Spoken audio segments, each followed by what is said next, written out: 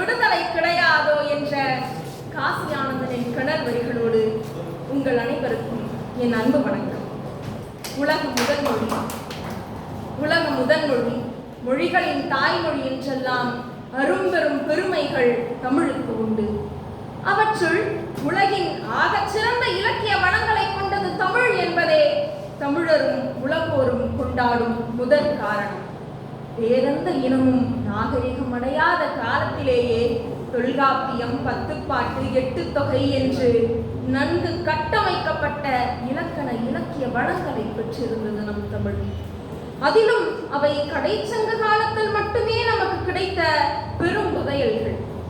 தமிழரின் பண்பட்ட நாகரிகத்தையும் வாழ்க்கை முறைகளையும் படம் போட்டு காட்டும் இந்த இலக்கிய வளங்களை எல்லாம் உயர்வு நவிர்ச்சி என்று அடக்கி ஒடுக்கிவிட்டு வடவரின் மொழியையும் பொய் நாகரிக திணிப்பையும் தூக்கி பிடித்துக் கொண்டு அலைகின்றனர். இந்தியர் நாகரிகம் என்று மார்தட்டி திரிகின்றனர். அவர்களுடையது போல நமது இலக்கியங்கள் ஒன்றும் புழுகு மூட்டைகள் அல்ல. அவை அறிவியல் வேரிலிருந்து கிளைத்தவை.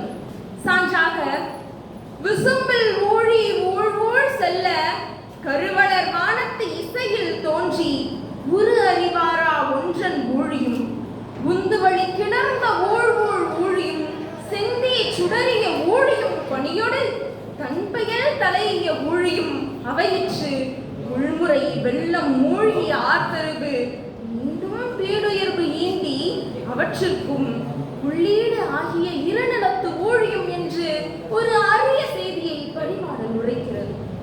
பெருபிடிப்பில் தோன்றிய பெரும் பாறையாக இருந்த நம் பூமி வாழிடமாக மாறிய படிநிலைகள் இவை. விசும்பே இல்லாத அந்த பெரும் பாறையில் ஓசை மட்டும் தோன்றுகிறது. விண்ணில் உலவிய வேதி அணுக்கள் இணைந்து அங்கே காற்று பிறக்கிறது. காற்று வந்ததால் அந்த பாறை முழுக்க தீப்பற்றி எரிகிறது. எரிந்து கொண்டிருக்கும் தீயை அணைக்க ஒரு ஊழிக்காலம் முழுக்க அங்க பனிமழை பொழிகின்றது. பொழிந்த மழையில் அந்த பாறை முழுக்க வெள்ளம் சூழ்கின்றது. அந்த வெள்ளத்திலிருந்து பாறையின் மேட்டு நிலப்பகுதிகள் மட்டும் கொஞ்சம் கொஞ்சமாக வெளியே வர தொடங்கின. இப்படி மீண்டும் வீடுயர்வு ஈண்டிய அந்த நிலப்பகுதியில் தான் உருப்பெற்றது உயிர் சூழல். உலக புவியியல் அறிஞர்கள் கோண்டுவானா என்று சொல்லும் குமரி கண்டத்தில் தான் இந்த உயிர் சூழல் நிகழ்ந்தது. அதன் எச்சங்களான கடல் நத்தைகள், கடல் சிப்பிகள், அம்மோனை படிமங்கள், டயனோசர் முட்டைகள் என்று அத்தனையும் இன்று நம் தமிழ்நாட்டின் அரியலூர் மாவட்டத்தில் கால் வைக்கும் இடங்களிலெல்லாம் குவிந்து கிடக்கின்றன. இப்படி அங்கே உருவான உயிர்கள் கடற்கோள்களில் விழுந்து விழுந்து எழுந்து கொண்டிருந்த போதுதான் குமரி கண்டத்தில் முதல் மாந்தன் தோன்றுகிறான். எல்லா விலங்குகளையும் போல் அவனுக்கும் முதல் தேவையாக இருந்தது உணவு.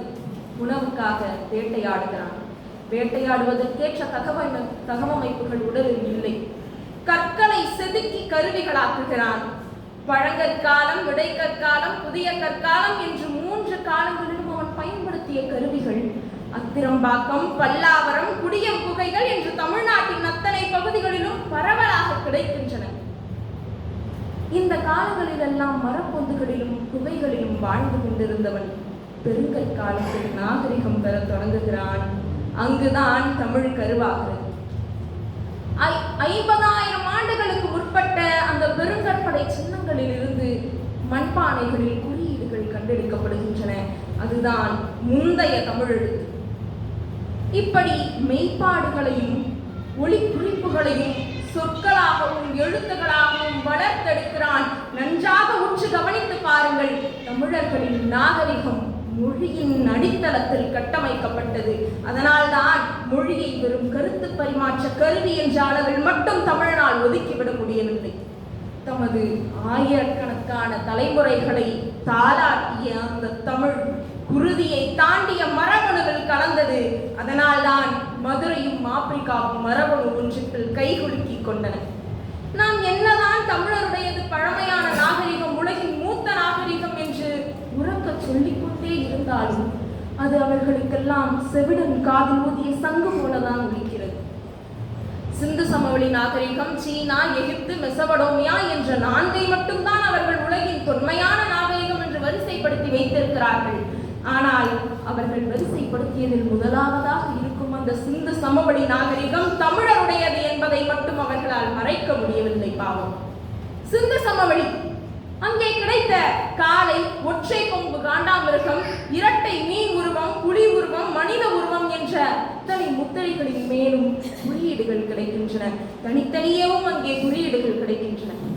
அதே குறியீடுகள் நம் கீழடி, பொருந்தல், கொடுமணல், துலுக்கன்பட்டி அகழ்வாய்வுகளில் பெயர்களுக்கு பின்னால், ஆதன், குவிரன் என்ற பெயர்களுக்கு பின்னால் அதே குறியீடுகள் கிடைக்கின்றன. பெருங்கற்படை சின்னங்களில் 50,000 ஆண்டுகளுக்கு முற்பட்ட அந்த பெருங்கற்படை சின்னங்களில் அதே குறியீடுகள் கிடைக்கின்றன. இவ்வளவு ஏன்? சிந்து சமவெளியில் கிடைத்திருக்கும் ஊர் பெயர்களை பாருங்கள். மதுரை, உறையூர், கூடல், தொண்டி, முசிறி அத்தனையும் தமிழ் பெயர்கள். இதை வைத்துக் கொண்டு தமிழரின் மொழி பரவலும் நிலப்பரவலும் எத்தகையது என்பதை நாம் அறிந்துவிட முடியும். 2500 ஆண்டுகளுக்கு முற்பட்ட நாகரிகம், கிமு 2500ஆம் ஆண்டு நாகரிகம் அந்த சிந்து சமவெளி. அந்த காலத்தில் இந்திய துணைக்கண்டம் முழுவதும் பரவி இருந்தது. தமிழர்களே என்று நாம் சொல்லிக் கொண்டிருக்கிறோம். அதையெல்லாம் ஏற்றுக்கொள்வதற்கு அவர்கள் தயாராக இல்லை. காலம் விட்டுவிடவில்லை. எகிப்திலிருந்து வந்தது ஒரு செய்தி. எகிப்தில் அந்த பாரோக்களின் உடல்களை பதப்படுத்துவதற்கு பயன்படுத்தும் மூலப்பொருளே தமிழ்நாட்டின் மிளகுதான். அந்த பிரமிடுகளில் பானை பானையாக தமிழ்நாட்டு மிளகு கிடைத்திருக்கிறது. சேரனின் மிளகு செங்கடல் தாண்டி அங்கே பெரணிக்கே துறைமுகத்தில் இறங்கியது கிமு 10ஆம் நூற்றாண்டுகளில்.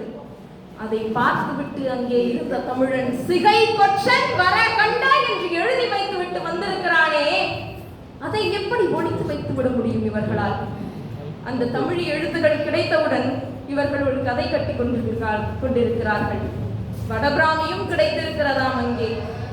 உயர உயர பறந்தாலும் ஊர்க்குருவி பருந்தாகாது என்ற தமிழ் பழமொழி அவர்களுக்கு தெரியாது போலும். இடையில் இன்னொன்று புதற்றினார்கள். கிமு 3ஆம் நூற்றாண்டில் வந்தது அசோகரின் கிர்னார் பாறை கல்வெட்டு, தூண் கல்வெட்டுகள். அந்த எழுத்துக்களிலிருந்து பிறந்ததுதான் இன்றைய தமிழ் எழுத்துகள் என்றும், சமண புகைப்பள்ளிகளிலும் கீழடி அகழாய்வுகளிலும் கிடைத்த எழுத்துக்கள் எல்லாம் அதிலிருந்து பிறந்தவை என்றும் சொன்னார்கள். அதற்கு நாம் பதில் சொல்ல தேவையே இல்லாமல் காலமே விடையை தந்துவிட்டது. கார்பன் காலக்கணிப்பில் வந்த விடைகளை பாருங்கள்.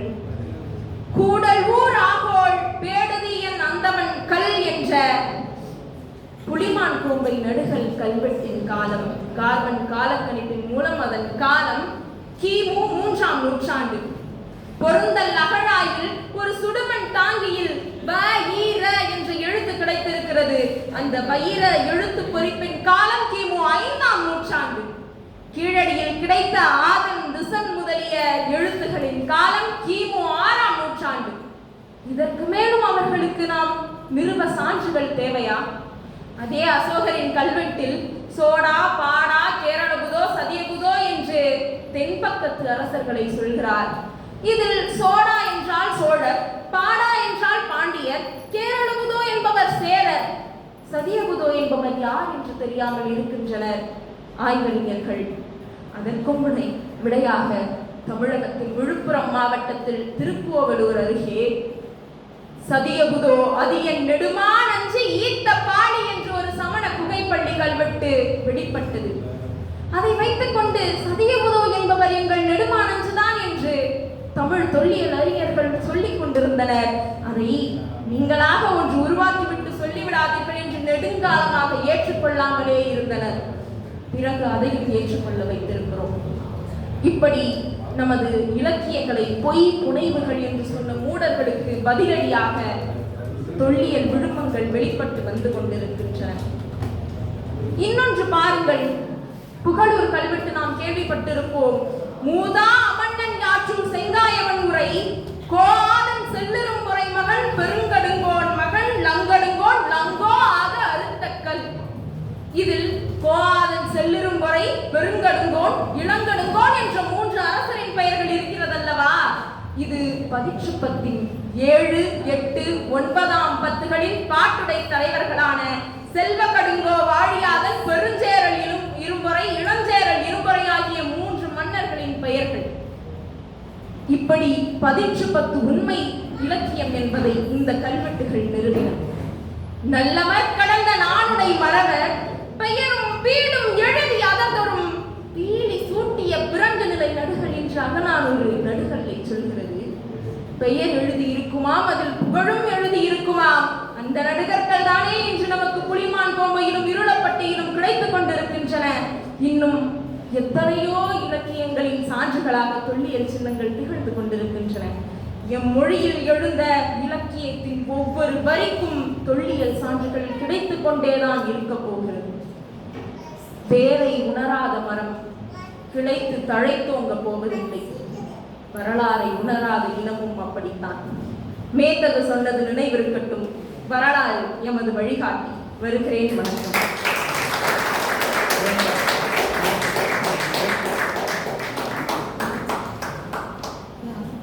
தமிழ் தொன்மையோடு தொடங்கிய அன்பு மகள் தலைவனோடு முடித்திருக்கிறார். எங்கு தொடங்கினாலும் தலைவனோடு முடிப்பதுதான் நம் மரபு. அடுத்து